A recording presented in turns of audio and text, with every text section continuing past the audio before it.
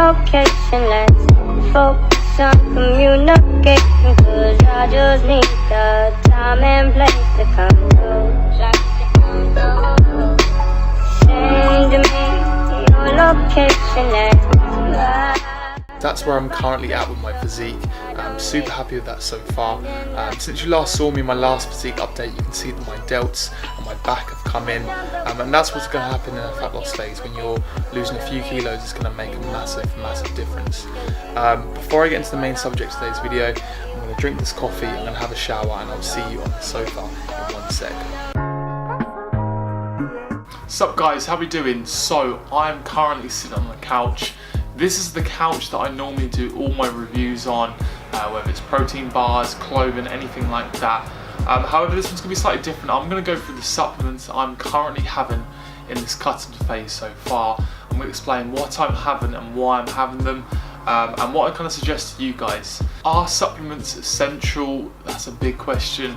I'm sit on the fence. I think yes and no. I think there are certain supplements, even if you're not into kind of fitness or weightlifting or any kind of sport like that, there are supplements that you should be potentially having if you're deficient in them. But then going more onto kind of the fitness side, I think if you're a beginner and you're only kind of going to the gym for recreational reasons and just a couple times every single week, it's probably not as a necessity. Then if you're going lots of times, you're more of an advanced lifter, you're putting your body under a lot of stress, then I would say yes, certain supplements are essential. That's just my personal opinion. Over the years I have read studies, I've listened to people, I've tried to get as much information as possible. So everything that I take is kind of been backed up by other people. I haven't necessarily looked at someone and be like, okay, he takes that, so I'm going to do that. It's all been kind of backed by science and kind of explained. I haven't just been taking any kind of supplement from Holland Barrett. I've kind of looked into it. A lot of these as well, I've been taking over a matter of years. I've seen the results from them. I know, for example, creatine's not going to get me absolutely massive. It doesn't work like that, but in terms of actual performance in the gym, recovery will play a massive part. First supplement that I take that I want to go through is whey protein. So protein I've been taking for ever since I started going to the gym, so what, like 6-7 years. Protein is not necessarily going to make you massive, however it is essential. Your body is required a certain amount of protein daily. Having protein is going to be a quick and easy way of getting your protein intake up. I take two, so I take two different brands. The first one, and I always preach about this in my Instagram story, if you haven't seen me make this post-workout sludge, then you need to get on it. But it's with this Time Nutrition. This is the creamy toffee pudding. I take this pretty much in my oats, post-workout, and sometimes I'll just have a serving as well later in the day. The other protein that I take is from My Protein. I either have banoffee in my yogurt, or I've gone for this one at the moment. This is natural strawberry with some mixed fruits. So those two kind of proteins I've been having, like for different reasons. I'm not a big fan of the other one in my Greek yogurt, so that's why I have this one. I definitely feel whether you're a male or a female, have a little look and see how much protein you're having. You can always increase your protein, and something like having a shake or putting in yogurt or oats is going to increase that protein intake higher. The next essential supplement that I take is creatine. So creatine is not steroids as many people may feel. Again, this is something that I've been taking for a long time. The initial first couple of years I had no idea what I was taking. I was taking it like a pill form. However, creatine is fantastic for performance. It's basically going to help produce more ATP. ATP is your body's source of energy. Like I said, in terms of performance in the gym, it's going to massively improve. You can have creatine either pre or post, or I have it as an intra. So I'll make an intra drink. I'll go through the next supplement that I have with that, with creatine.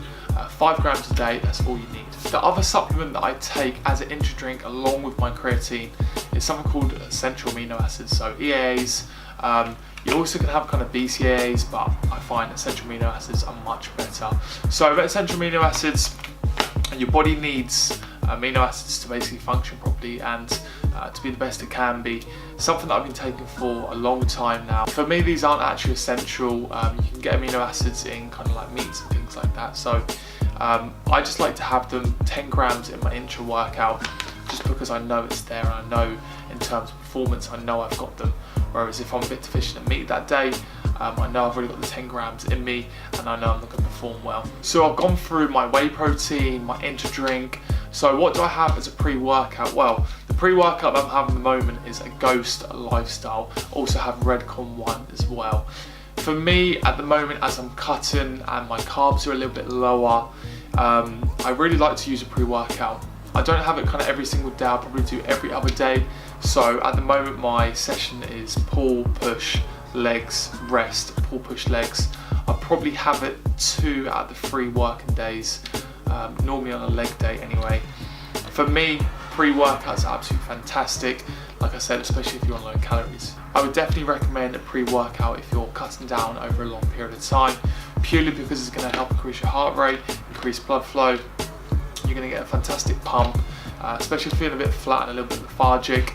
It's going to make a massive difference psychologically as well. You want a pre-workout that's going to allow you not to crash too hard after your workout.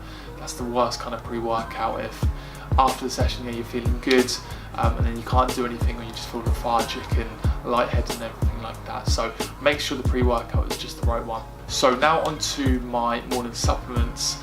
Always post it to my Instagram because I always get questions about it. I take 6 supplements at the moment in the morning. The first 2 that I take, omega-3 fish oils and turmeric. Fatty acids are essential in your diet.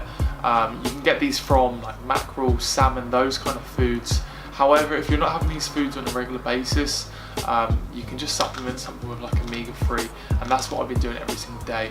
I do have salmon in my diet, however I'm not that regular with it, so I always just take one of these capsules every single morning. I think these I got from Holland & Barrett, super cheap. I think you can even get them online for even cheaper. I think I used a brand like NutriBest, something like that, and I think I got a whole like 350, so it's like a whole year's worth, something like £20. Turmeric, I got this recommended to me when I did my shoulder injury last year. It's basically an anti-inflammatory, so when I was prepping and even before that last year, I didn't really look after my body too much. I put my body under a lot of stress. I was training 5-6 times a week. My rest days I weren't really resting, probably how I should have been. And I built up a lot of inflammation, and that was part of the reason why I did my shoulder injury.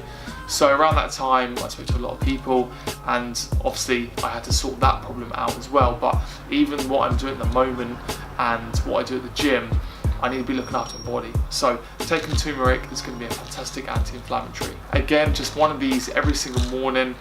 These I got from Holland & Barrett. 100 capsules. Make sure you just look at the milligrams. This is 400, so it's reasonably strong. 100 capsules, I think this is like $6.99, something like that. So 3-4 months worth, it will make a massive difference inside and outside the gym. The next 2 supplements that I take in the morning, zinc and magnesium. I actually listened to a podcast, AJ Morris and Luke from the Muscle Mentors, and one of the questions he got asked was what was the top 5 supplements he would recommend. So I was watching it and did a bit of research after. 2 that he recommended was, like I said, zinc and magnesium, for completely different reasons. The first one here, zinc, is what he recommended, and you'll be very surprised how deficient, not necessarily bodybuilders, but people in general are in zinc. Zinc is fantastic in terms of helping produce the insulin. It's something that I looked into after I recommended it. I've done my research, and it's definitely something that I'm not getting enough of. So again, one of these every single morning. The other one that he recommended was magnesium. So magnesium is fantastic for bone health, helps reduce blood pressure, and it helps calm the nervous system. So like I said, with these 2 products, after he recommended them, I just didn't go to the shelf and purchase them for no reason. I looked into it, I did my research, found they would be beneficial to myself. So now I'm taking one every single morning. The final 2 supplements that I take in the morning, vitamin C and vitamin D. So it's quite interesting with the vitamin C.